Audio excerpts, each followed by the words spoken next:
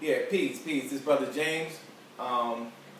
Just doing like a brief introduction to a presentation that I'm gonna do. Just giving you a historical overview of atheism. We got some people within the conscious community that refer to themselves as a black atheist, and I think it's incumbent on us to have a clear understanding of where this whole concept originated and where it came from. What I find in the conscious community is that a lot of people seem to be against religion, but they are cool with people promoting atheism. And I also see that atheism as a whole has been promoted by the system of white supremacy, meaning that most European states or European countries are leaning towards atheism. So that should be raising alarm to African Americans that you have a group of people within the conscious community that is promoting the same thing that the system that always has oppressed us is promoting. Now, I'm not suggesting any conspiracy theorists to suggest that anybody is an agent or none of that type of bullshit. But what I'm doing is basically saying that atheism is not for us as a people, period. It's a European construct. It was created by Europeans for the benefit of Europeans. Even when you look at it historically, atheists or atheos, it came as a result of a corruption of the guys that went on during in Egypt during the Ptolemy period. You had the Egyptians teaching the Greeks, and then you had a corruption of those gods. It would be the party amongst the Greeks that would go against the corrupted form of the Egyptian gods, and they would be labeled as atheists. So atheist initially was like a derogatory term that was given to the Greeks who rebelled against the corrupted form of the Egyptian gods. Around the 18th century, around the 18th century, it got kind of created into sort of an ideology or a perspective amongst Europeans during that era of revolutions. You had the French Revolution and etc. They kind of rebelled against the church. Once again, the corruption of the church kind of led them to go against the God of the Catholic Church.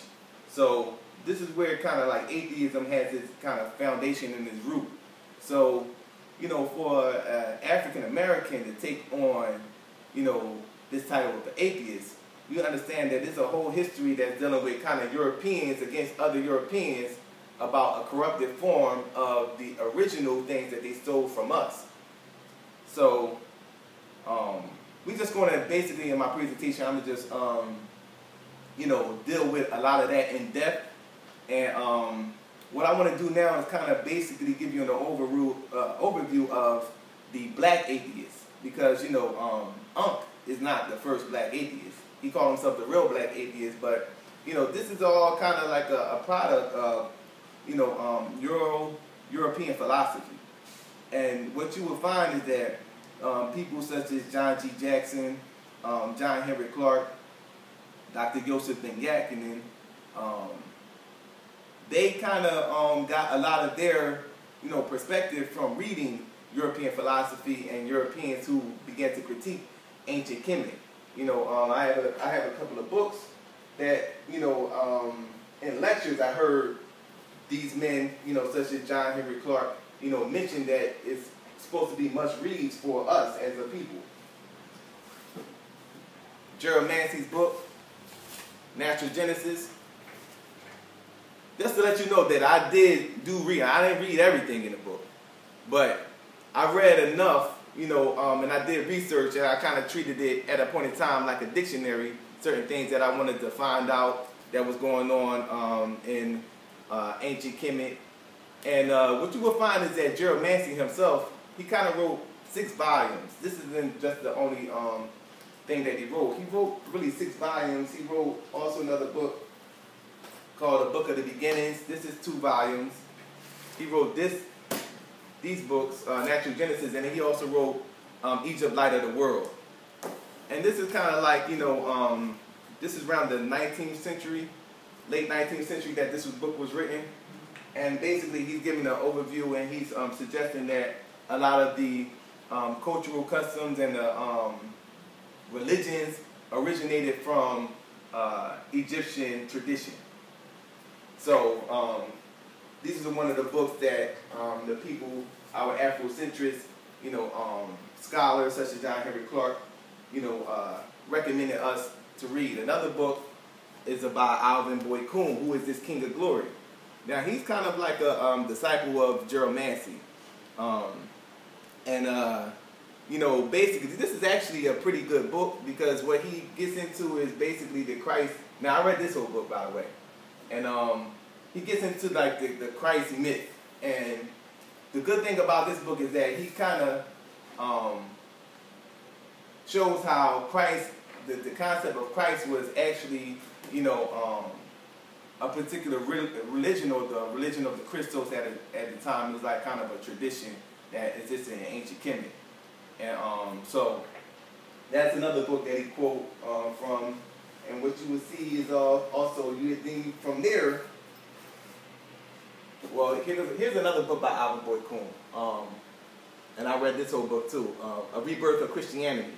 It's kind of dealing with the same thing about the Christ, and how the Pauline doctrine kind of is different from the certain teachings that was in the New Testament. So that's what this book is about.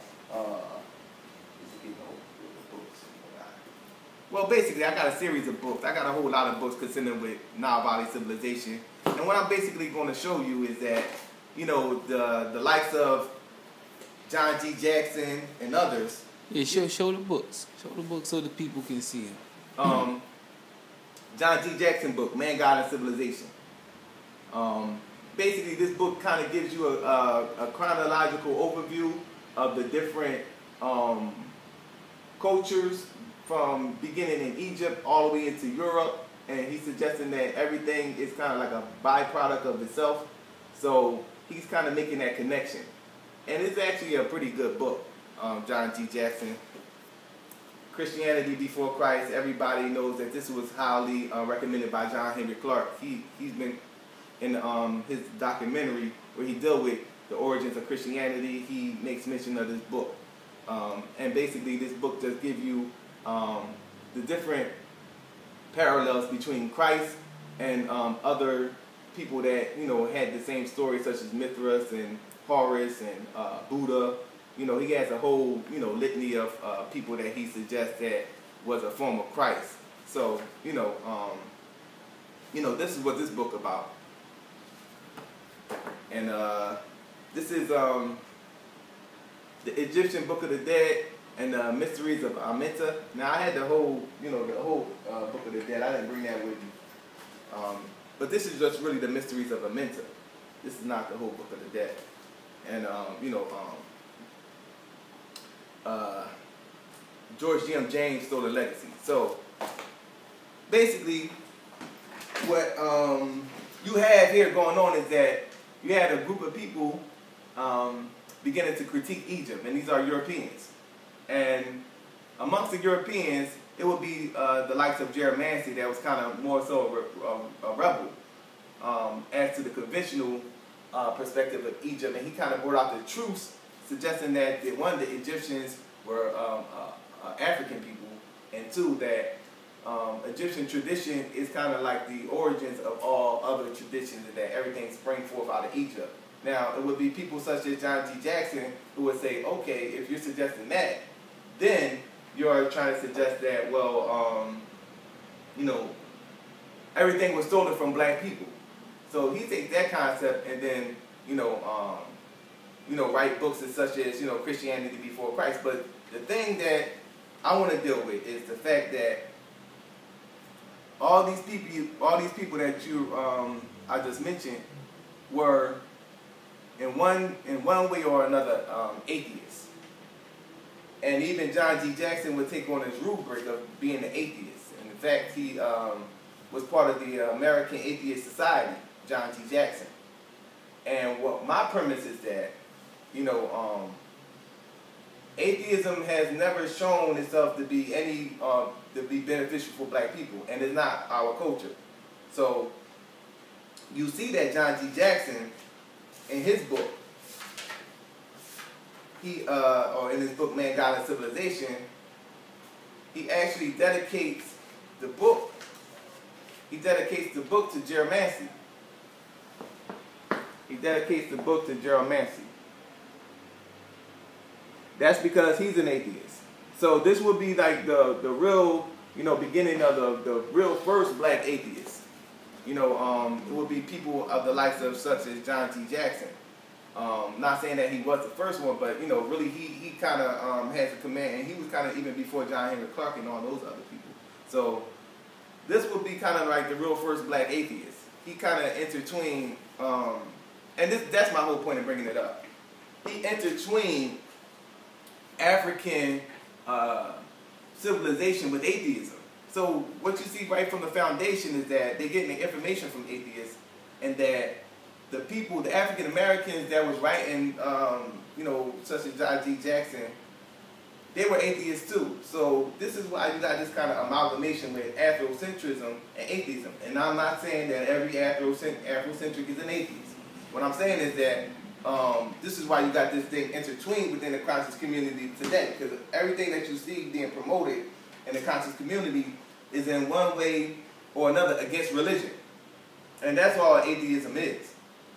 So I just want to point those things out. You know what I'm saying? I got an up-and-coming lecture. I ain't really entitled it yet, but basically I'm dealing with a historical overview of atheism, how it's Eurocentric in origin, and how it never has been, or never will be a key for black liberation. Anything you want to ask me, Kareem? So in your lecture, what are you going to be showing that what is the influence, how has the influence of atheism negatively impacted so-called African Americans? Well, basically, I think what happened was that when they began to promote the form of atheism, it's kind of cloaked in Afrocentrism. So they would suggest something like, well, we don't need the religions because our African culture really compensates that. But they really never give like a set of guidelines and a set of rules to go by. So it's kind of really like basically whatever. Right. That's what it basically is. But they won't say that, but that's what basically it is. And that's really an actual form of atheism. When you read about atheism, you will find that it's kind of free thought. Right. It's whatever. Right. So this is how it's going to plague our community, because we need a set of guidelines and a set of rules. Right. After we've been already indoctrinated by the culture, we have our culture taken away from us, and we have been subjugated to think like Europeans. Right. So in order for us to get out of that, we need a code of conduct to go by. Right. Period. So I think that them coming on there is very convenient for a person that don't want to change. Right. To say that, well, I don't have to follow that religion because, my African roots predates those religions. But you're not even going to by the rules that was established in the African tradition. Right. You know what I mean? So it's not really the African tradition you following, it's really the atheist you following. Because the reason why the atheists put out the information is to suggest that, well, why are you following this Christian shit when the Christian shit came from Africa, and that it's really a corrupted form of the African shit. So you kind of using that, but you're not really following the tradition of Africans. Right. So it's like what you're following is the form of atheism that came along with pushing this whole Afrocentric spin, starting with the likes of geromancy and then kind of filtering into the works of John G. Jackson, John Henry Clark, and Joseph and Gatton. Well, so would you say that then it would be safe to say that atheism is a European religion, and so that people who follow atheism is in fact following the Europeans' religion? Right. Let's take that a step further. Now, when you look at, for example, the French Revolution, right, the establishment of the United States, you know, when you talk about Freemasonic or one of the goals of the Illuminati, all came in the same area within the span of 50 years or so. All of that was designed to promote a form of atheism. You know, the communist revolution. You know, the communist, that was started by atheists. The likes of Engels, Marxists, they were all atheists. Right. So they showed that system works for them. Right. But then you have never shown me anything that a form of atheism worked for black people. Nah. Right. That just ain't happening. Right. I could historically show you how Islam worked for black people. Right. And would you also say that, now we all know that it's a homosexual agenda going on. Now, would it be safe to say that atheism, or real atheism, fake atheism, real black atheism, whatever kind of atheism, it all would support the homosexual agenda? I mean, yeah, let's deal with that. All right. Now, I'm not saying that all atheists promote homosexuality, but it would leave the door open for that if there's no rules of conduct. If I'm just like, well, I'm naturally spiritual and all that type of stuff that they suggest without no type of code of conduct of how to become spiritual, then that will leave the door open for all that. And then even within the conscious community, you have this promotion of this black woman God thing, where they suggesting that, you know, what they saying, the X and the Y chromosome. I'm not into that whole thing, but they basically trying to say the X, the Y chromosome is basically a corrupted form of the X chromosome, and that the X and the Y chromosome creates a man. So, in essence, the male is like really a corrupted female, like. And I done talked to a lot of brothers that was among that type of philosophy, and they suggest that, well, that's why men have nipples and it ain't really no function for the nipples, and, you know, etc. So, now, only thing that facilitates that is atheism, because you would first have to say, well, that nothing is preordained, which is a form of atheism. And then you would have to suggest that, well, God didn't predestine that person to be a male from the outset. So, with that mind state, now you could look at the science and say that, well, look, initially, this fertilized egg is a female. Now, who does that classification? Who classified that was a female from the outset, based off of the science of what you consider a female to be?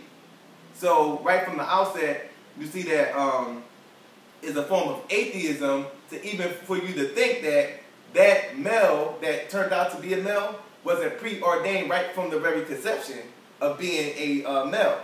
So you're dealing with the physical aspect and not a spiritual aspect of what was being, you know, orchestrated in the conception of birth. You know what I'm saying? So that's a form of atheism. Because, I mean, if you're going to sit there and say that, well, like, I'm a man, that right from the conception that I wasn't a man, nah, I'm not going with that shit. That's what y'all trying to say. Like, right from the outset, soon as the sperm hit the egg, I was a fucking man. And now y'all can say whatever y'all want, you know what I'm saying, for y'all conception, but you know what I'm saying? So atheism promotes that. Atheism promotes the whole objective of saying that, well, at this point, let's look at the fetus. At this point, it's a female. At this point, it's a female. And then it became a male when it's, nah. And only an atheist would say some shit like that.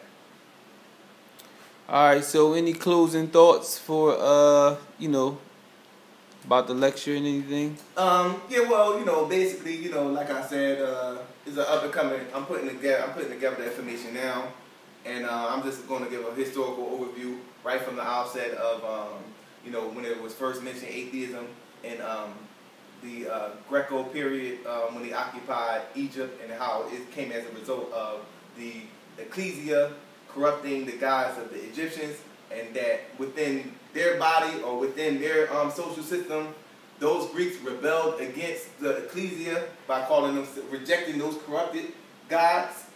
And then I will fast forward all the way up into, you know, the different forms of atheism that we see today, as far as you know, that occurred during the revolutionary periods of Martin Luther and the French Revolution, and etc. So, you know, I'm going to close with that, brothers. Peace.